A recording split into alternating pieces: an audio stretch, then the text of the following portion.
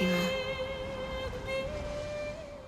Why is it that Faye's ashes glow when released at the peak of all the 9 realms at the end of God of War 2018 in Jotunheim? If Faye's request to carry her ashes to the peak of all the 9 realms in Jotunheim was so that Kratos and Atreus can carry out the first steps leading to Ragnarok, and so they can see the mural on the wall giving them more information about her past, Atreus and Loki, then why do her ashes glow? This moment has stumped God of War fans, God of War theory YouTubers like myself for years, and all of the good theories prior to Ragnarok's release were never proven with the release of the sequel. Some of us thought that maybe Faye's ashes would somehow revive the dead giants we see on the mountain peaks in Jotunheim, but as we know now, that didn't happen. Some thought that Faye would be revived and come back in Ragnarok to see her son and her husband again, but that didn't happen either. Well, I believe I found a crucial bit of evidence that supports a new theory that Kratos unknowingly collected Faye's soul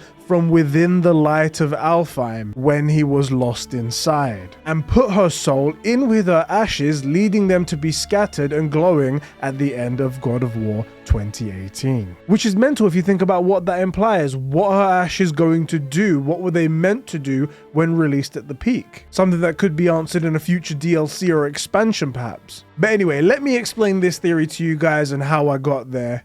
Welcome to the video. My name is Eddie, and if you enjoyed this video, hit that like button, subscribe to the channel for more God of War theory videos, and if you feel like I've missed something in this theory, feel free to leave a comment down below and I can workshop something better.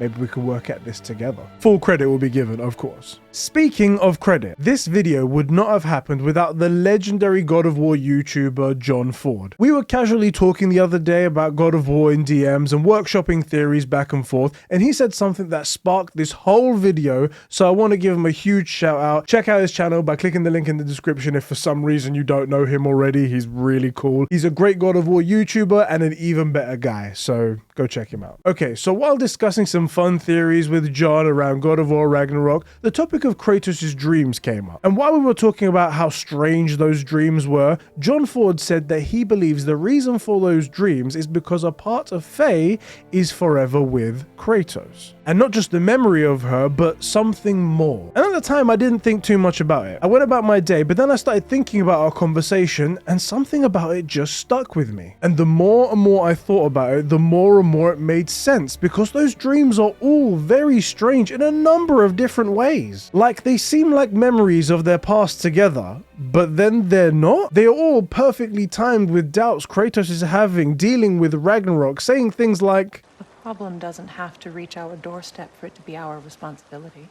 Which comes right after his first fight with Atreus and him wanting to stop hiding and deal with the threat and find out who he is, who Loki is. Almost as if there is something pushing these dreams/memories forward to the front of his mind. And at the end of the first dream sequence, Faye says and does something that seems completely out of the blue and not part of the memory at all. She puts her painted hand on Kratos' forehead and says, "Time is running out, my love, and there is much to do." And Kratos is pushed abruptly out of his dream, seemingly out of his own control, making it very clear that this is not something that happened that day in his memory, but almost as if Faye was talking to him from beyond the grave. As if she and her consciousness was within the dream too. Kratos even remarks about it when he wakes up, when Mimir asks about his nightmares. Kratos says, "I dream of the past almost every night."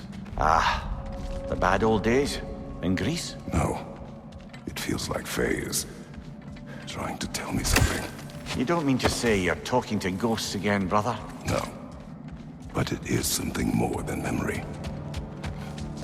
Clearly showing that even Kratos sees the strangeness of these dreams, indicating that these are close to memories, but there is something more, something intentional about them, something with purpose. Like if a part of Faye's soul was within Kratos and giving him guidance at important moments. Just like Cory Borlaug said, where Faye was guiding the both of them on their journey through to Ragnarok. I think this is the reason for all of those dreams and the strangeness around them. Now, I know what you're thinking. Eddie, How is that even possible? I mean, how can you even take a part of someone's soul like that? Oh wait, what a coincidence. Because in God of War Ragnarok, we learned that capturing a person's soul is indeed possible. Not only that, but they consist of 4 parts and that you can store them within objects. The same way the giants did with their souls in their specially crafted marbles. The same way Atreus did with Odin before Sindri,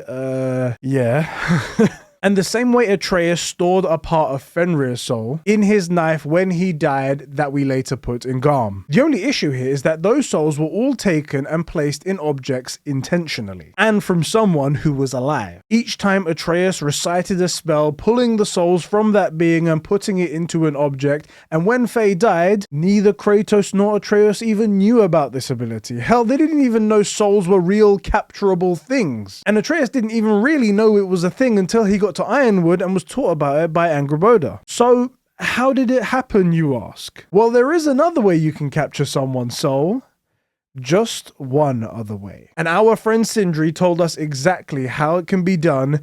You can, if you're brave enough, go to the Lake of Souls in Alfheim and retrieve it. The same place Sindri went to get 3 of the 4 parts of Brock's soul, and the same place Kratos went to charge his Bifrost crystal in God of War 2018. That is where Kratos unknowingly picked up a part of Faye's soul. And this is where it gets really interesting. At the time when our duo went to Alfheim, the closer they got to the light, Atreus would say that he heard voices. He kept thinking it was his father, but it wasn't. But eventually he realized it must be something else. Towards the start of the Alfheim section, after hearing a bunch of voices, Atreus tells Kratos that amongst all of the cries and the evil sounds he hears, he could hear his mother. To which Kratos brushes it off out of grief, but once the two clear enough of the stuff the Dark Elves have placed around the light to control it, Atreus looks into the column of light and says, "I hear her! I told you!" And then, moments later, we find out the truth. That Faye was in there, in the light, calling out to them alongside a bunch of other souls. Kratos then puts his arm into the light to charge the crystal, gets sucked in, and has what we can only describe as a between the dead and the living experience, where he sees moments of Atreus trying to speak to his mother after she has passed. But one thing that happens here that none of us really connected in this moment is the pouch. Carrying Faye's ashes goes into the light with him and immediately begins to float, floating and going off into the distance, almost as if it's trying to find something, like trying to find the parts of Faye's soul. It is my theory that Faye knew before her death that Kratos and Atreus would need to go to Alfheim. She knew that they would need to charge the Bifrost crystal given to them by Freya. She knew that ashes would be taken into the light, and that was the reason the specific trees needed to be used in the pyre when cremating her at the start of God of War 2018. They would be activated when in the light to seek out her soul parts in the light of Alfheim and capture it so that Kratos can take her soul with them, all unknowingly to the peak of all the 9 realms back home to Jotunheim. And each one of these memories that Kratos is taken to in the light of Alfheim are places where Faye's soul is being kept and unknowingly gets collected while he is there. And my theory is that either one part was supposed to be attached to Kratos, or that when Atreus interrupted Kratos in the light to pull him out, one part attached to Kratos and now lives forever within him.